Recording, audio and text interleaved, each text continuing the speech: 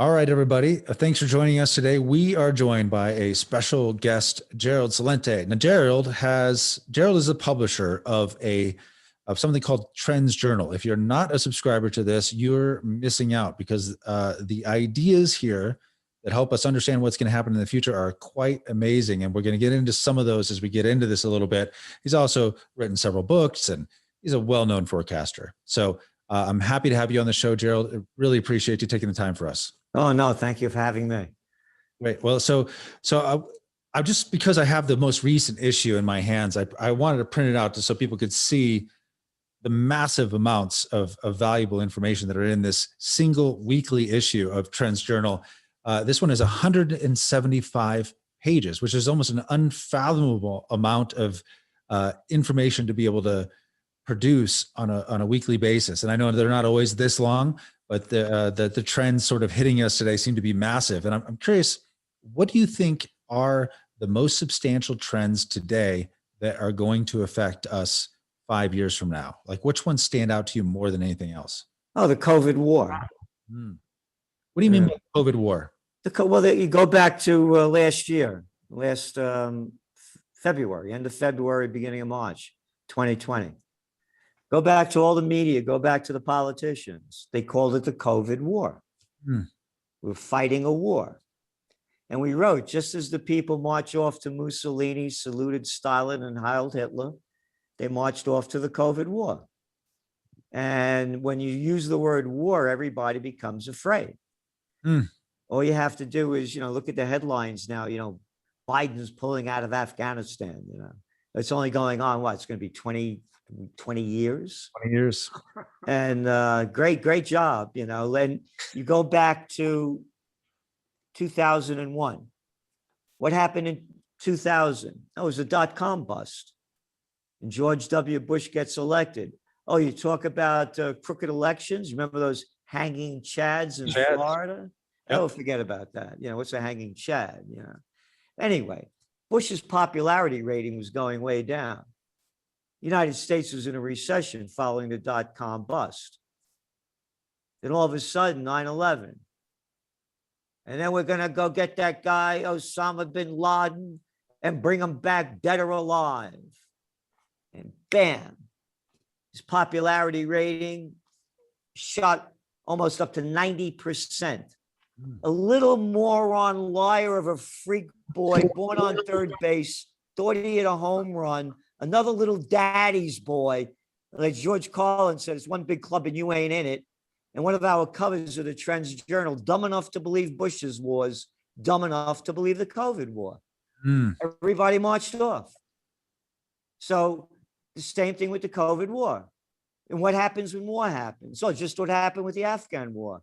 We're going to take out your rights away from you. We're going to invent a thing like Homeland Security so they could feel you up when you get on the airport, and spend more of your money to give to the military intelligence industrial complex. And you'll swallow the crap and you'll keep doing it. And then we bring a guy in, as I call him, the Nobel Peace of Crap Prize winner, Barack Obama.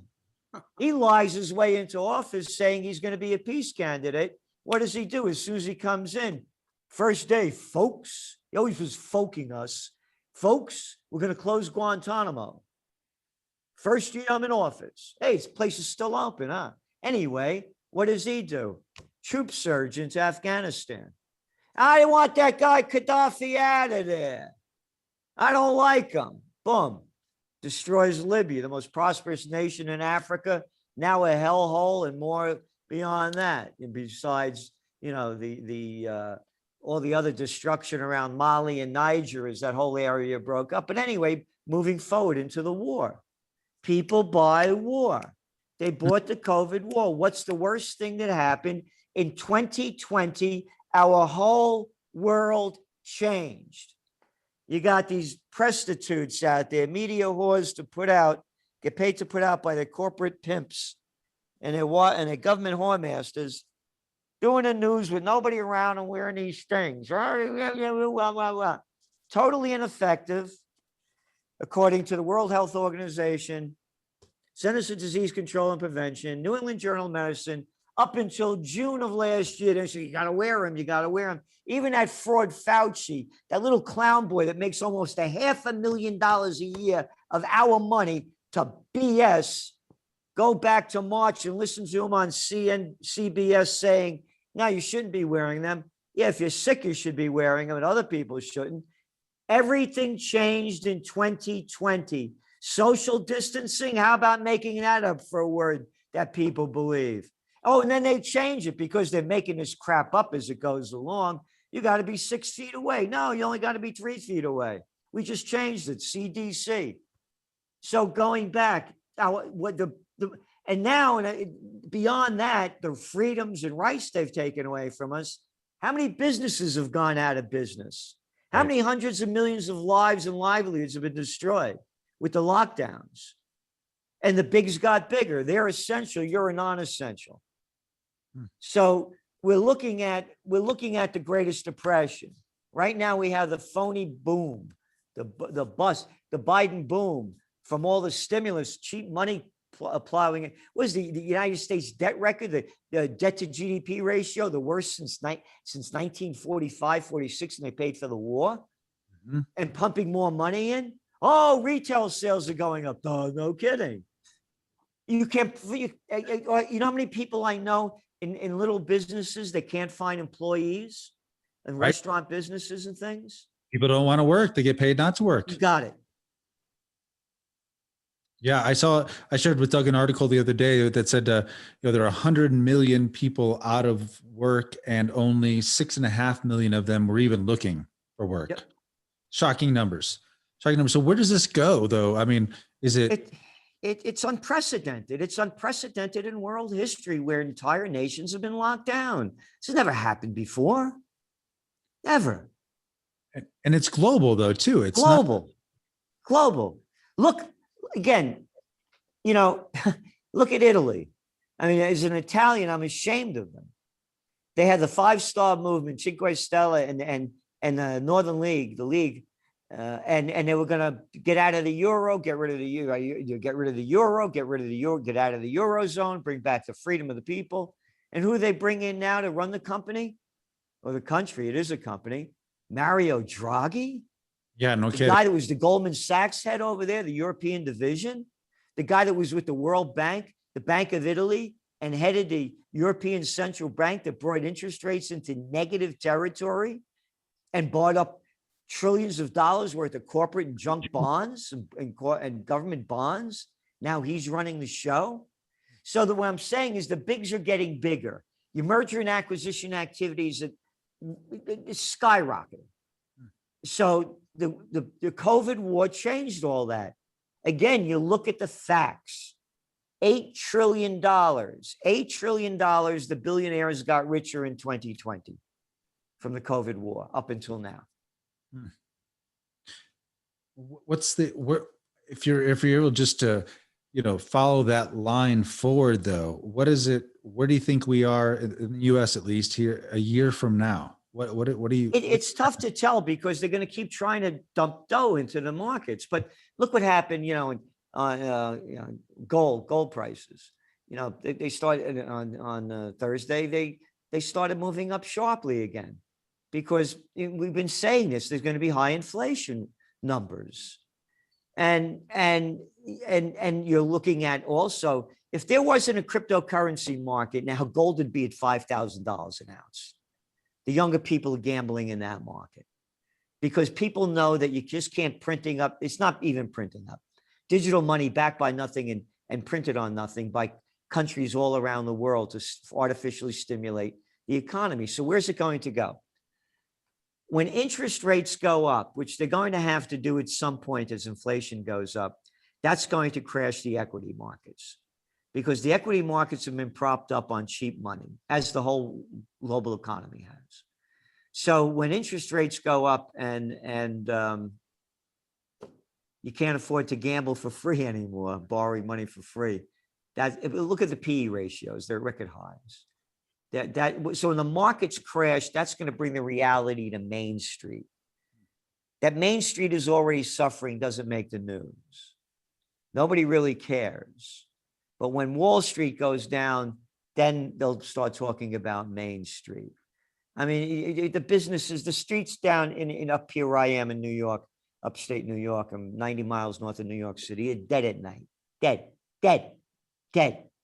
Yesterday afternoon, I went out around 1:30 in the afternoon, and it is across the river's Rhinebeck. I'm in Kingston, and a 15-minute drive to the bridge, I saw 3 cars. Wow. 3 cars. So people are still afraid. You know, when everybody gets vaccinated, they say that things are going to turn around. And now what are they doing? Pfizer just came out on Thursday today and said, you know, you're going to need 3 shots. Maybe you're going to need a shot every year.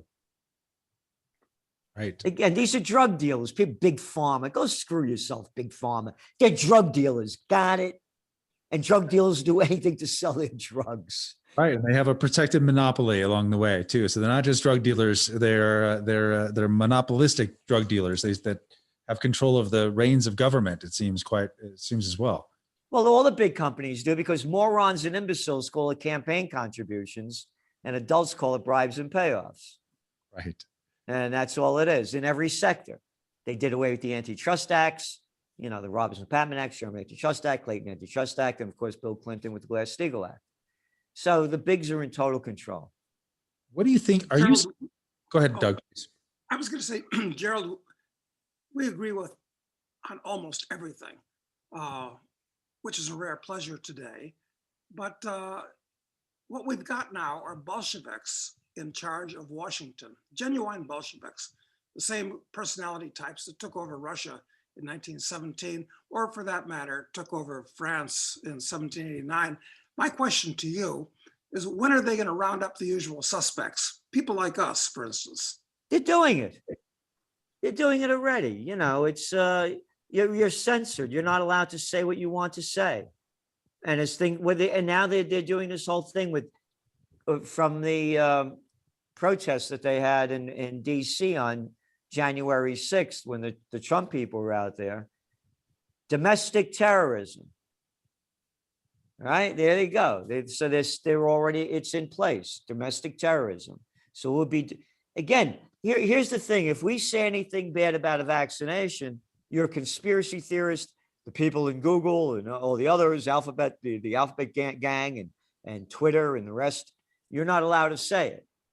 Oh yeah, but when the vaccine starts causing blood clots and other things, oh, well, then the experts say it, then it's okay.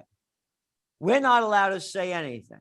We're conspiracy theorists. And conspiracy theorists under domestic terrorism are going to be people that should not be free. So what are you going to do about it personally, Gerald? I mean, how are you planning your life for the next 5 years? Because this is going to get worse, at least while Biden's in office. Well, I'm fighting. You know, I'm fighting. I'm having a rally in Kingston on May 29th, Memorial Day, to celebrate freedom, peace, and justice. And, you know, here's the thing. There's about a third of the population, at least, we see, that is totally opposed to what's going on. And as Samuel Adams said, it does not take a majority to prevail, but rather an irate, tireless minority keen on setting brush fires of freedom in the minds of men. And to rally those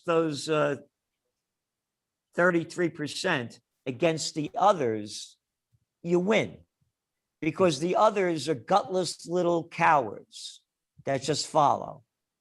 They won't fight back. So I believe that the tide can turn very rapidly if the money and the movement is behind it. You can't do it without any money. And so you got to have the dough behind you, and that you have to have when you have the money and you could keep pushing it forward, you keep moving it forward. And right now, there's never been a better time. We see anti-vax, anti-tax, anti-immigration, and anti-establishment as the 4 foundations to build a new third-party movement. Because right now we just have murderers and thieves, dumbo craps and repulsivekins, you know, running and ruining our lives. And I use that murderers and thieves, by their deeds you shall know them. I just briefly mentioned some of the wars based on lies And as far as stealing our money, how about too big to fail? How about the Federal Reserve dumping in $29 trillion when it busted in 2007 into the central banksters around the world? How about dumping in $7 trillion into the repo markets before, this thing was going down in 2019? So, and I could go on and on about the money they steal from us. So murderers and thieves are in charge, and it's time for a new way. And I want to make one other point before I forget it. People criticize me sometimes, for my language and my anger, and as I would say, if we did, I could say, go F yourself, you don't, I had enough of your crap. I'm not going to swallow it. You know what profanity is? I'll give you an example of words that are curse words and profanity. That person is a dignitary. Oh, a dignitary. Oh, I should bow down. Oh, no, he's an honorable. The honorable so-and-so. Oh, no, I got it. Health expert. How about go screw yourself and shove it? Oh, by the way, first book I worked on, Natural Healing. I worked on this book by Dr. Jack Sultanoff. 1984, it came out in 86, a Warner book. Nobody was talking about natural healing back then. And I got a guy or woman, now I got a woman, used to be, I think, Richard. Now it's Rachel Levin, the health secretary. This guy got more, or her, got more chins than Chinatown. It looks like a piece of crap telling me about health. Oh, that's a health expert? Shove the word expert up your you-know-what. Is that Governor, hey, whatever happened to public servant? Those to me, that's profanity. Is that guy, Gerald, is that guy a he or a she? It's a tranny for sure, right? Oh, she's a she. Is that who you're talking about? Yeah, she's a she. Yeah. Oh, okay. And I could give a damn what you are, and I'm tired of this crap. Oh, we picked a woman to be our Treasury Secretary. I could care if it's a woman, a man, gay, straight, black, white. How about giving me the best one? I'll give you an example. They don't have enough white players in the NBA or the NFL. No, you don't have to put the best players in there. No, we have to be equal. Equity. Yeah, exactly. So let's sue the NBA and the NFL for not having enough white players.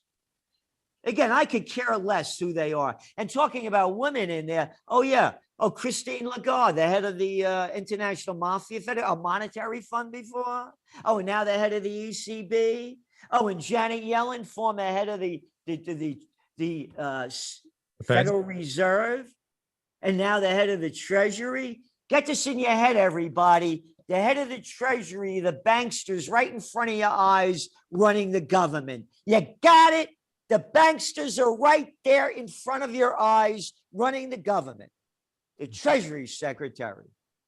Well, I've got a question for you, and it may be an important one. Have you heard about this group, Deagle?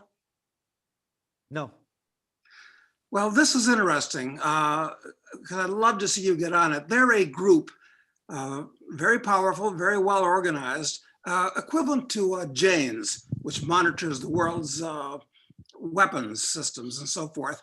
And they came out with something which shocked me.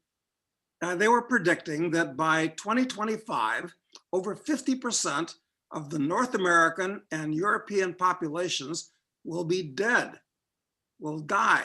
So you've got to look this up. All right. DEAGEL. We just wrote in the magazine 2 issues ago about the sperm counts going down to by 2045. This came out of the Guardian. It's not a conspiracy theory thing. The sperm counts are going to be near zero. Right.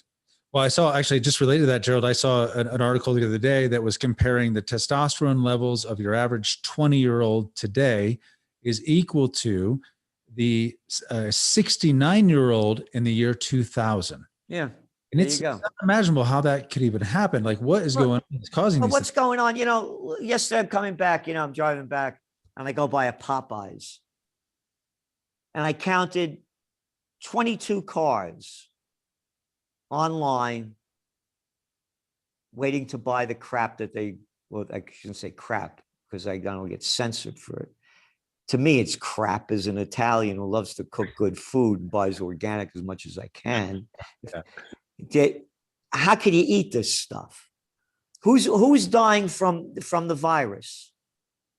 Type 2 diabetics and obesity, respiratory ailments. According to the CDC, 94% of the people have 2.4 pre-existing chronic conditions. Look what the people eat. Look what the people eat. McDonald's, Popeyes, Burger King. I mean, your sperm count. Oh, what's the crap that they put in the food? Oh, forget about COVID's going to kill you.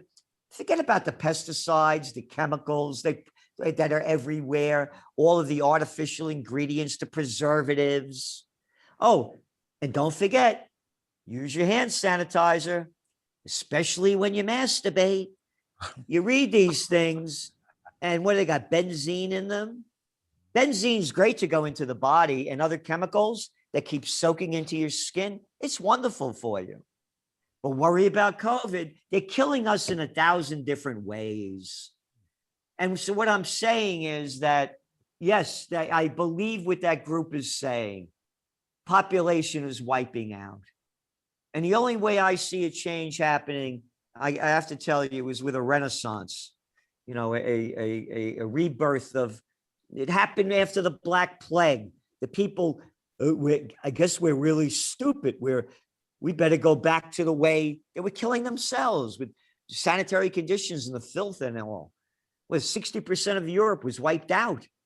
And then the Renaissance followed it. Alle Romana alla Antica, in the manner of the Romans and the ancients, to describe the quality of their work. Quality's gone.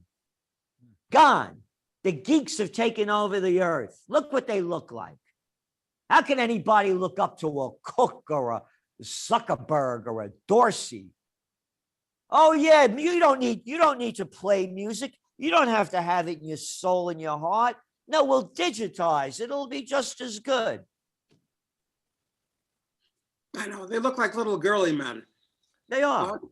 But you know, like myself, I know you're long-term optimistic, but certainly for the near term, with everybody that goes to college being indoctrinated by Marxist professors, and it's true in high schools, it's true in grade schools, it's true when you listen to TVs, watch movies, it's everywhere. So the younger people have all been corrupted by this nonsense, and it's very hard to turn them around.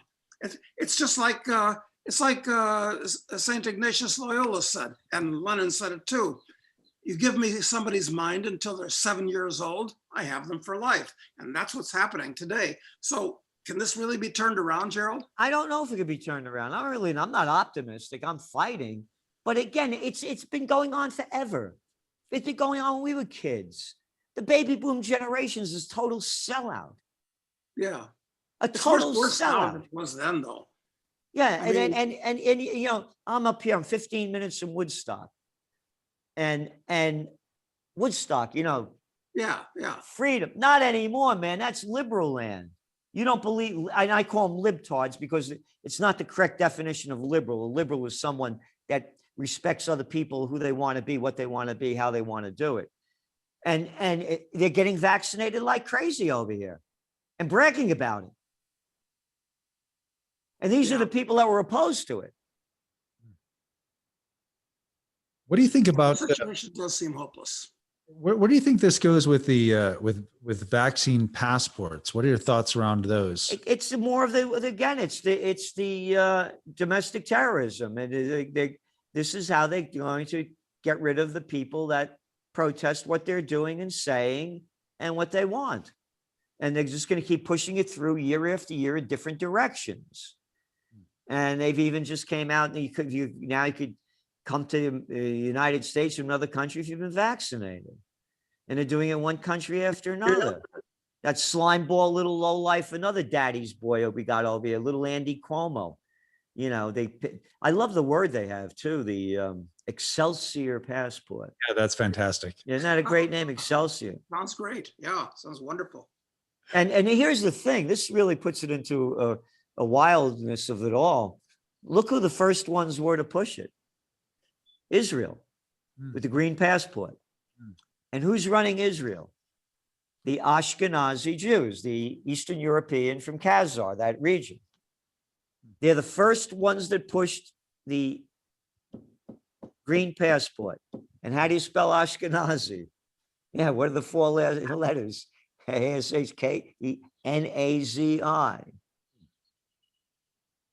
Could you imagine this? Israel is the most restricted country for passports in the world. It is shocking. And Netanyahu came out, and now he's saying, the prime minister, that, well, we may have to be getting the vaccination every 6 months, every year.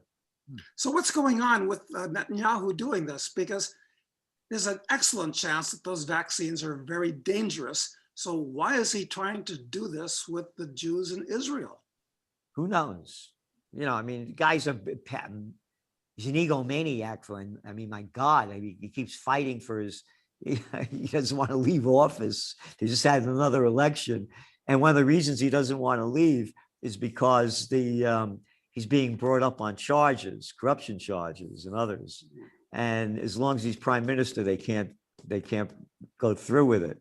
And so they just had another election. It's like the fourth or fifth within just a couple of years.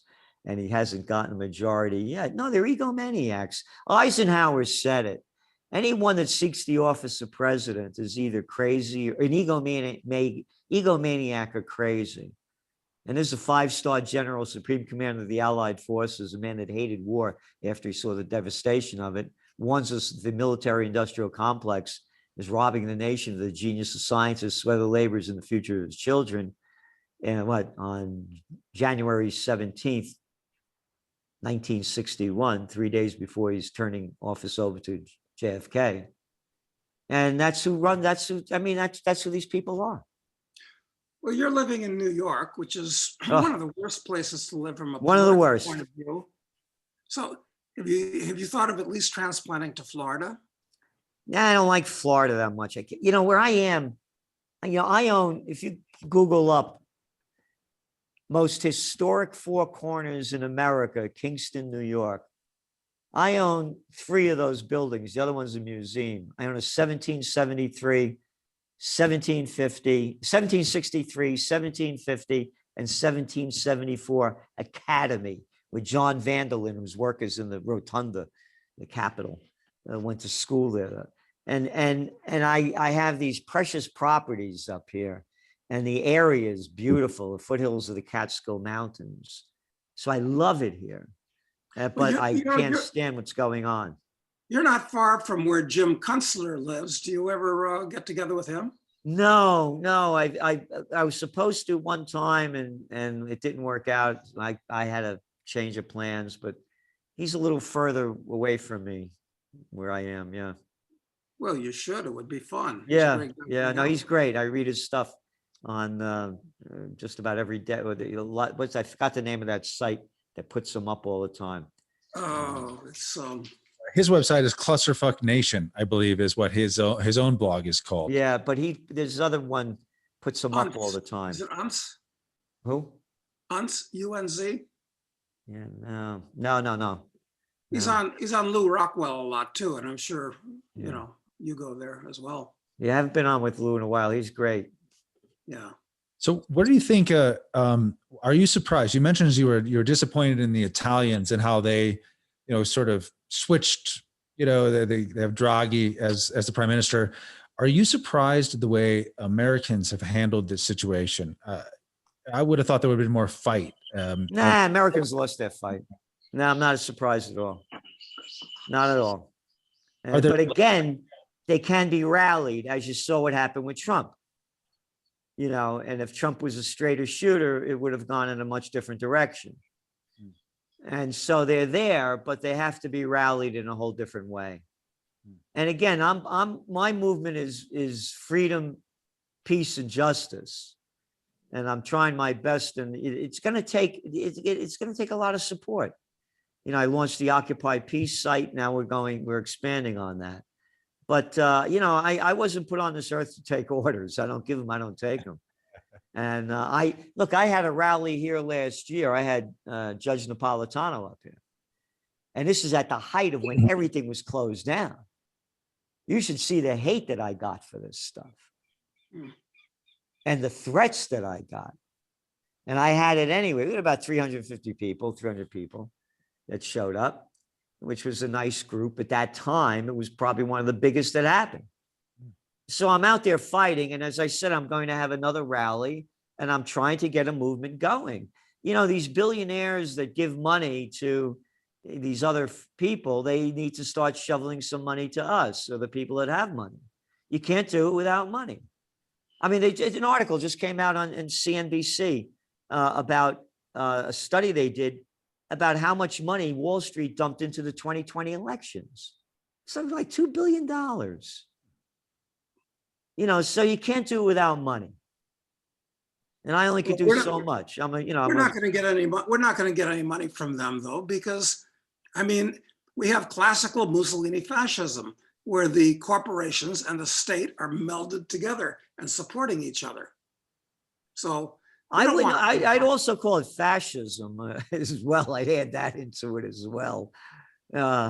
Because what it was, Mussolini, the merger of state and corporate powers. It's fascism as well. Yeah, exactly. But I'm saying, you know, people that have the dough, that, you know, send $100, send $500, send $1,000, send $20. You know, send it. Because if we get 5 million people, you know, sending $100, we got a shot at making things happen. Well, you can't do it without money. And again, I used to be on everybody. I used to be on Oprah, the Today Show, Good Morning. I used to be on everybody. They're not going to have me on anymore. No, forget about it. No. I used to be on CNN. I remember when they used to bring little Chrissy Cuomo around, and I knew his father. I knew the brother. You know, when I got out of graduate school, I was running major campaigns in Westchester County. I was the assistant to the secretary of the New York State Senate at 26 years old. It was the worst job I ever had. I quit after 1 year. They couldn't believe I quit. I watched grown men grovel to suck their way up to the top. Isn't the way I was brought up, you know? So anyway, little Chrissy Cuomo, I used to be on CNN like 4 times a month, and they were bringing him around with 2 aides, and he was doing pop culture and sports, you know. So it's a whole different game now. So we have to unify, or else we're gone. And we're finished. If we don't unify the people that believe as we do in freedom, peace, and justice, you know, you be who you want to be. I could care less. But, you know, don't tell me I have to be like you. Right. You know, and if we don't unify, we're finished. We're finished. We could see it. I mean, who would have, again, you asked me, what is the biggest thing? The COVID war changed the world. This is 9/11 on steroids. And it does seem like any opposition is to this trend seems very disorganized and really ineffectual at mounting any kind of effective response to it. It just seems like the normal people, the people who are skeptical, are just being rolled over pretty quickly. And so I think what you're saying about having like a unified front around it makes a lot of sense. It doesn't. Yeah, it's the only way it's going to happen. And remember, it does not take a majority to prevail, but rather an irate, tireless minority, keen on setting brush fires of freedom in the minds of men, said Samuel Adams. And that's where we're at. There are the people. There again, the protests that the people went to in Washington proved it. You know, they never reported how many people were there. And estimates that I've seen are up at least 1 million. But they never reported that number.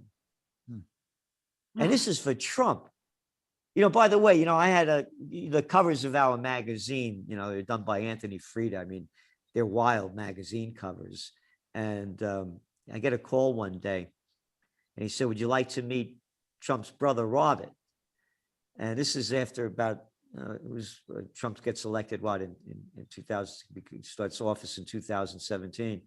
And this is in October of that year, 2017. He was already in office for several months. And his brother, who just died recently, Robert, lived and had big place in Wassaic, which is just east of me over here. So I had lunch with him over there. He was very nice. And he didn't seem thrilled that his brother was president. Like, it was, why is he doing this kind of an attitude without saying that? You know, why would he change his life for this? And the brother was very low key. And but anyway, I believe in direct democracy like they have in Switzerland.